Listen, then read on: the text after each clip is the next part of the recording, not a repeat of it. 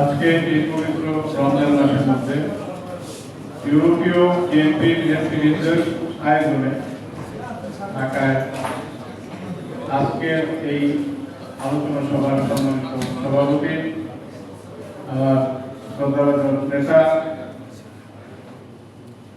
Sweden বিএনপির সাবেক সভাপতি, ইউরোপীয় বিএনপির স্বপ্নদ্রষ্টা, উদ্যোক্তা এবং আহ্বায়ক, বাংলাদেশ জাতীয় নির্বাহী কমিটির সদস্য জনাব মহিউদ্দিন আহমেদ জিপি ভাই, মঞ্চে উপবিষ্ট আছেন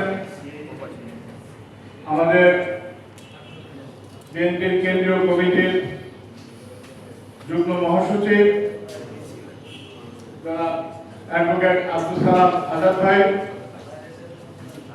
আজকে মঞ্চে উপস্থিত আমাদের ইউএস বিএনপির ফয়সাল ভাই এবং আমাদের মহিলা নেত্রী সহ আমাদের আজকের এই অনুষ্ঠানের সঞ্চালক সদস্য সচিব পর্তুগাল বিএনপির আমাদের সাইফ আহমেদ সুইট ভাই সহ আজকে উপস্থিত আমাদের সামনে ইউরোপের বিএনপির বিভিন্ন নেতৃবৃন্দ, যেমন আমাদের মাঝে উপস্থিত আছেন জার্মানির সাবেক সভাপতি আকুল ভাই আকুল, আমাদের মাঝে উপস্থিত আছেন সুইডেন বিএনপির সাবেক সভাপতি কোচি ভাই সহ আমাদের ইউরোপের বিভিন্ন দেশের নেতৃবৃন্দ যারা এখানে উপস্থিত আছে সবাইকে জানাচ্ছি আসসালামু আলাইকুম। পবিত্র রমজান মাসের শুভেচ্ছা, রমজানুল মুবারক। প্রিয় নেতৃবৃন্দ ও সাথী বন্ধুগণ, আমরা থাকি বিদেশে অর্থাৎ ইউরোপে আমরা বসবাস করি। আমি দীর্ঘদিন ধরে 40 বছর ধরে আমি ইউরোপে বসবাস করি। আমরা ইউরোপে এবং বহির্বিশ্বে বর্তমানে 1.5 কোটি প্রবাসী বাংলাদেশি নাগরিক কর্মরত আছে।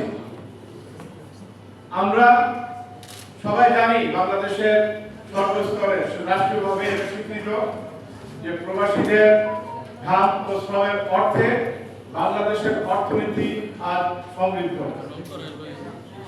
আমরা এই 1.5 কোটি মানুষের শ্রম ও ঘামের বিনিময়ে আমরা দেশের জন্য যে কর্মকাণ্ড করি, দেশের জন্য যে আমরা অর্থনৈতিক সংগ্রাম চালিয়ে যাচ্ছি, আমাদেরকে বলা হয় অর্থনৈতিক মুক্তিযোদ্ধা।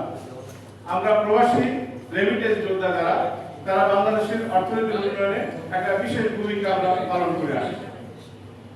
এখানে আজকে এই আলোচনা সভার যে মূল বিষয়বস্তু, যে প্রবাসী নাগরিকদের ভোটার অধিকার, একটা জিনিস পরিষ্কারভাবে আমরা তুলে ধরতে চাই, সেটা হচ্ছে যে বর্তমানে আমরা বাংলাদেশে যে রাজনৈতিক এবং বর্তমান যে অবস্থা বিরাজমান, 5ই আগস্ট উত্তর আজকের যে বাংলাদেশ, নতুন বাংলাদেশ, আজকের এই বাংলাদেশের কাছে আমাদের চাওয়া বৈষম্য বিরোধী একটি নতুন বাংলাদেশ।